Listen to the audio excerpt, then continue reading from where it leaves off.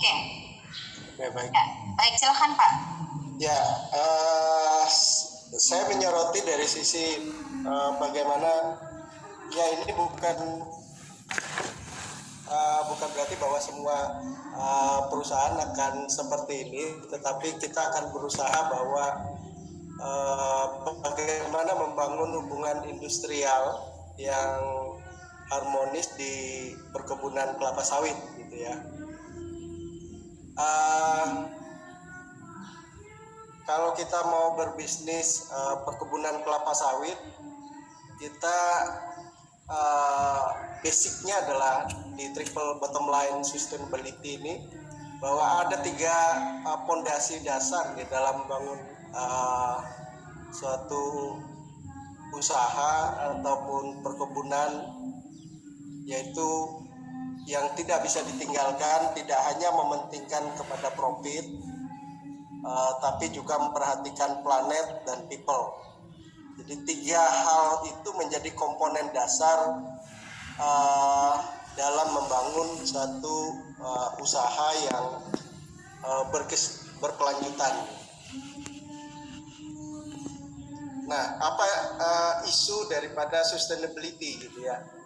Jadi sustainability itu sekarang orang pasar-pasar di Eropa dan di mana-mana menuntut bahwa suatu produk perkebunan itu, entah itu bentuknya CPO atau minyak goreng, itu dihasilkan dari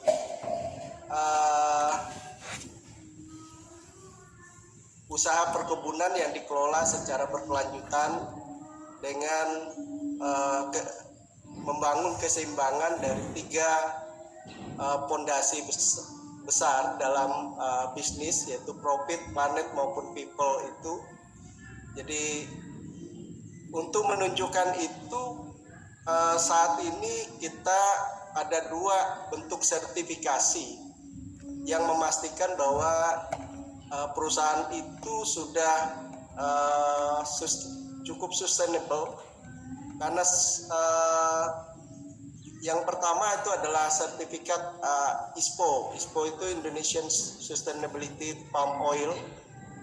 Itu sesuai dengan Permentan nomor 38 tahun 2020. Ini sifatnya mandatori. Kalau kita bicara mandatori, ini wajib diterapkan. Apa saja yang dilakukan, apa saja yang dipastikan. Nah, untuk mendapatkan sertifikat ISPO ini ada badan sertifikasi yang ditunjuk, yang jadi ini bukan oleh pemerintah ya yang mensertifikasi, tapi badan sertifikasi yang independen di bawah KAN gitu. Kemudian yang kedua adalah RSPO. Jadi RSPO ini Roundtable Sustainable Palm Oil, bagi perusahaan-perusahaan yang orientasinya ekspor ke Uni Eropa. Ini menjadi prasyarat ya, apakah kebunnya sudah dikelola secara berkelanjutan atau belum, gitu ya. Kemudian di pilar people itu sebenarnya terdiri dari 2 unsur. Yang pertama adalah pekerja, yang kedua adalah masyarakat di sekitar kebun. Ya. Jadi kehadiran perkebunan itu mestinya memberikan kesejahteraan kepada karyawan, memberikan perlindungan kepada karyawan, dan juga memiliki dampak ekonomi kepada masyarakat di sekitar kebun. Nah, dalam hal ini kita fokus mungkin terkait dengan pekerja dalam rangka menciptakan hubungan industrial yang harmonis. Nah, pentingnya menciptakan hubungan industrial yang harmonis, yang pertama itu menciptakan ketenangan bekerja bagi pekerja agar dapat menghasilkan produktivitas yang tinggi. Jadi kalau tadi penyaji yang pertama banyak memaparkan bahwa banyak pekerja yang masih belum dilindungi oleh BPJS Ketenagakerjaan, tidak didaftarkan ataupun ada yang menunggak iurannya. Saya yakin ini juga akan menurunkan produktivitas daripada tenaga kerja. Yang kedua itu juga menciptakan ketenangan dalam berusaha. Ya, kalau setiap hari pengusahanya berhadapan dengan keluh kesah karyawan, bahkan mungkin ada demonstrasi atau pemogokan, ya itu juga akan menurunkan produktivitas. Ya, jadi itu menjadi sesuatu hal yang kontraproduktif. Sehingga membangun hubungan industrial yang harmonis ini menjadi sebuah tuntutan yang harus kita lakukan gitu, sehingga semua tujuan baik pekerja maupun pengusaha itu bisa tercapai. Nah, bagaimana langkah untuk menciptakan hubungan industrial yang harmonis? Ya kalau di banyak perusahaan mungkin sudah menyusun yang namanya peraturan perusahaan, tapi bagi yang sudah ada serikat pekerja di dalam, namanya menjadi perjanjian kerja bersama. Nah, apa isinya di dalam perjanjian kerja bersama ini? Itu mengatur antara hak dan kewajiban dari pekerja.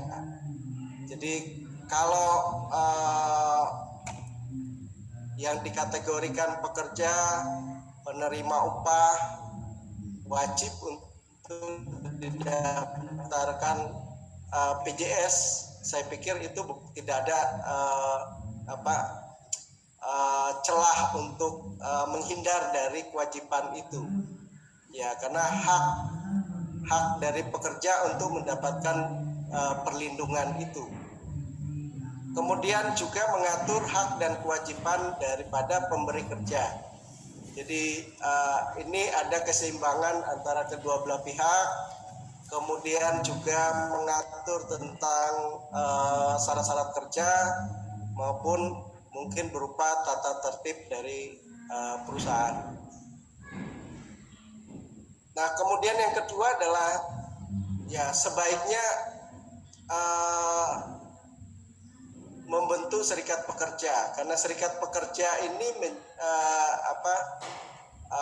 akan memfasilitasi atau mengadvokasi kepentingan pekerja maupun dalam mengurus hak-hak normatif yang harusnya dijamin oleh undang-undang, dijamin oleh peraturan pemerintah ataupun peraturan menteri dan segala macam.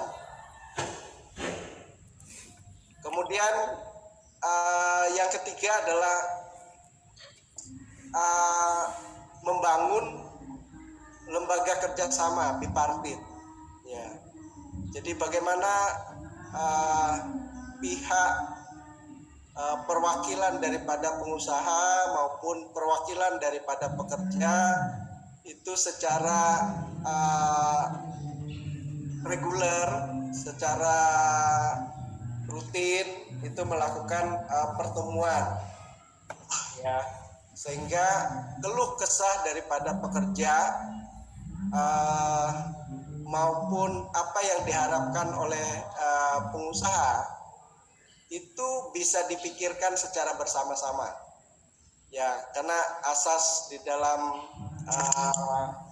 membangun hubungan kerjaan ini adalah asas musyawarah untuk mufakat.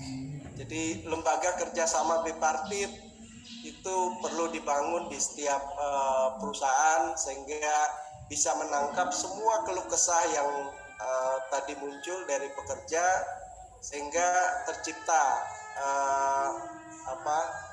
semangat kebersamaan, ketenangan di dalam bekerja ataupun ketenangan dalam berusaha. Kemudian kita juga harus melihat bahwa pekerja kita ini juga punya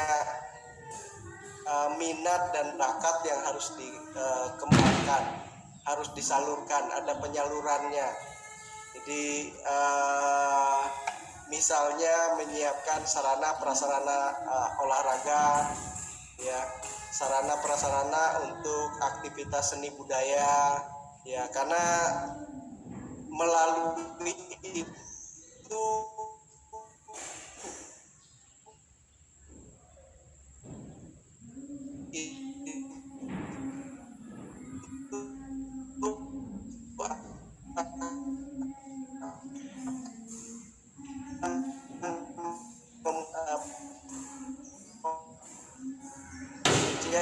dia masa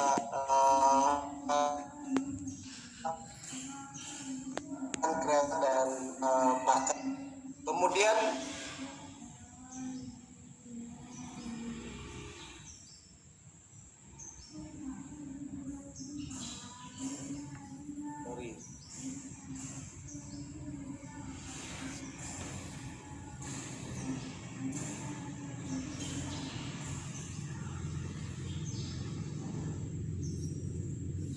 bisa share ulang Pak?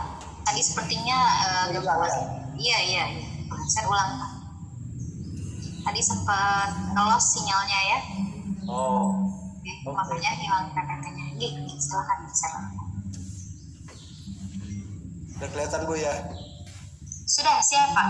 Oke. Jadi biasanya kita selalu mengakses melalui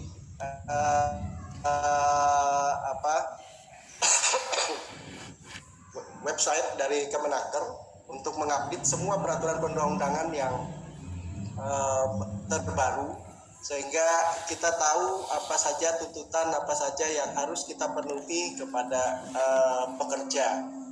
Jadi sebenarnya melalui sertifikasi itu memastikan ketaatan kita terhadap peraturan perundang-undangan yang berlaku untuk semua aspek. Ya, di ketenagakerjaan kami melakukan evaluasi ketaatan, nanti di bagian legal itu evaluasi ketaatan juga terkait dengan perizinan dan segala macam ya. Jadi di bidang kerjaan ini satu hal yang wajib dilakukan sehingga kita tahu, kita mengerti sampai di mana ketaatan kita. Nah, ini contoh saja, artinya dari evaluasi ketaatan yang kita lakukan ya. Ya, ini kebetulan ya di perusahaan saya sendiri ya, sehingga saya bisa share seperti ini. Ini semua hal terkait pasalnya apa gitu, tuntutannya apa, dan apakah kita sudah taat atau belum, itu kita pantau terus menerus. Biasanya kita lakukan setiap 6 bulan sekali. Ya, ini contoh di perusahaan kita ya. BPJS Ketenagakerjaan itu ya ada pekerja, ini kelompok pekerja, ini pekerja harian lepas, artinya yang tadi yang kelompok yang bukan jadi karyawan tetap. Kalau yang di bawah ini kategorinya karyawan tetap ya, tetapi semua kita ikutkan dalam paket JKK, JKM, JHT gitu ya.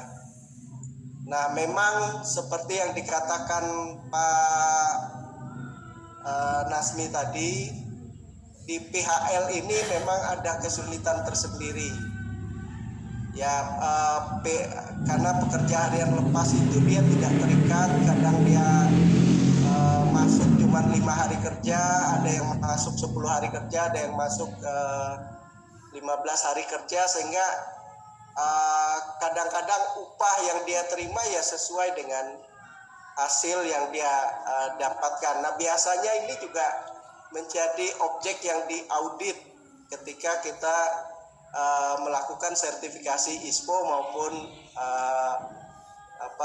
RSPO. Ya mungkin kalau misalnya dari BPJS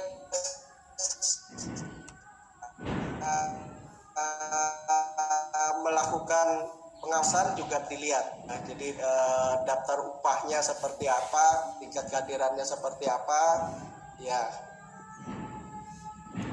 Nah, kemudian